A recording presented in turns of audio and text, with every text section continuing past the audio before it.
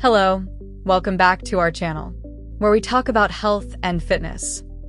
This is episode 2 of the series, How to Start Your Fat Loss Journey. Have you ever felt totally lost in the world of fat loss advice? I mean, just completely overwhelmed? Well, if that's you, then you're in the right place. Today, we're gonna cut through all that noise and build a real system that's actually based on science, not on scams. Let's jump in. You know, every story like this has a beginning, and for the one we're unpacking today, it started right here, at 235 pounds. And that wasn't just a number on a scale, right? It was this feeling of being trapped, of being ashamed, and honestly, a belief that after so many years of trying and failing, real change just wasn't in the cards. So this really breaks down the two different journeys, doesn't it? Over on the left, you've got that familiar, frustrating cycle of failure, the crash diets, relying on motivation that never lasts, and throwing money at stuff that just doesn't work. And then on the right, you have the simple, kind of unsexy science that actually delivers results. Our whole goal here is to show you how to get from that left side to the right side for good. All right, so first up, let's really dig into that trap, because it's a real thing. It's this vicious cycle of going all in with these extreme measures, which, of course, leads to burnout. It's a place where so many people get stuck. So that first attempt, wow, it was like a masterclass in what not to do. An insane 1,200 calorie diet that just left them starving and grumpy all the time, jumping straight into exercising 6 days a week, which led to just complete exhaustion. And the fuel for all this? Motivation, which, you guessed it, completely fizzled out. And the result? Quitting after just 4 weeks and actually gaining back more weight than they'd lost in the first place. Oh, and the money. Can't forget about the wasted money. Over $300 down the drain on fat burners that just made them feel jittery, detox teas that really just mess with their stomach, and appetite suppressants that made their heart pound. These things weren't just useless products. They were expensive lessons in just how empty the promises of the fitness industry can be. Okay, so after all that failure, you hit a wall. And that was the real turning point. The big breakthrough wasn't some new diet or a secret workout plan. It was a total shift in thinking. It was about getting away from just chasing a goal and instead focusing on building a system that could actually last. And this quote, this one right here from James Clear, it was the light bulb moment. It unlocked everything. See, the goal of lose 60 pounds is great, but it's just a destination without a map. The focus had to change from the what to the how, to building a reliable process that you can just repeat day in and day out, no matter what. So, at the very heart of this new system is one simple, unbreakable law of physics: energy balance. I want you to think of your body like a bank account, and calories are the currency. It's simple, right? If you deposit more than you withdraw, your balance goes up. If you withdraw more than you deposit, your balance goes down. That's it. That is the fundamental rule of weight change. And here it is, laid out as simply as possible. If you're eating more calories than you burn, you're in a surplus, you'll gain weight.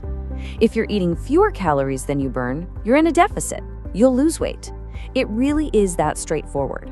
You know, the entire diet industry has made billions of dollars just by making this one simple thing seem super complicated.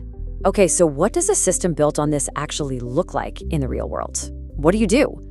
Well, it's not about quick fixes, that's for sure. And it's not about being extreme. It's the simple, but man, is it powerful. It's the unsexy formula for actually winning.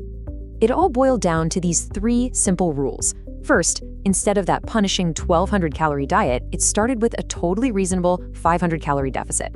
Second, instead of aiming for perfection, the goal was just to track calories for awareness, not obsession. And third, and this is probably the most critical piece of the puzzle, focusing on consistency over perfection, just showing up day after day, even when it's not a perfect day. Now, to really get how to create that deficit, we have to look under the hood at our metabolism, what's called your TDEE, or total daily energy expenditure. This chart breaks it all down. Now, that huge chunk, BMR, that's the energy your body burns just keeping you alive. But now look at EAT, that's your actual workouts. It's only about 10%. How crazy is that? This is exactly why people say you can't outtrain a bad diet. What's really interesting is that your NEAT, that's just your non-exercise activity, like walking or taking the stairs, can actually have a bigger impact than another hour at the gym. All right, now that we've got this foundation of science, we can start to see right through all the junk the fitness industry tries to sell us. It's time to put science over scams. Okay, myth number 1, the big one. carbs make you fat. No, just no. The truth is, excess calories make you fat, period.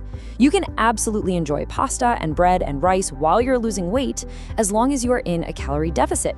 It's always about the total energy, not where that energy comes from.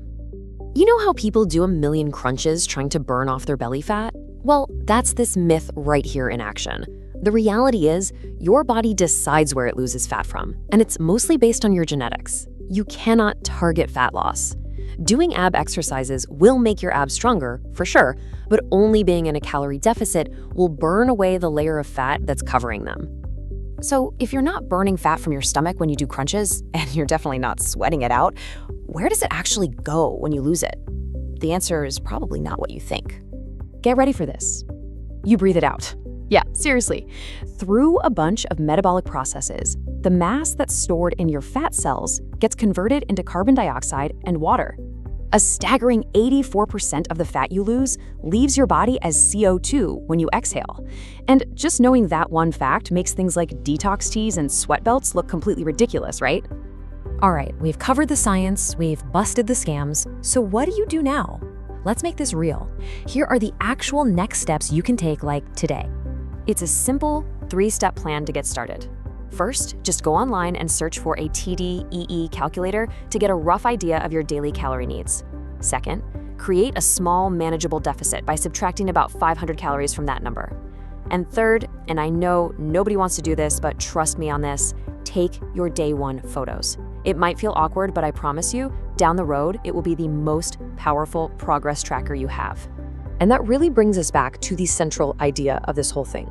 So I want you to ask yourself, are you building goals or are you building systems? Thanks for watching. Subscribe our channel, which give us motivation to make better content for you. See you in the next episode.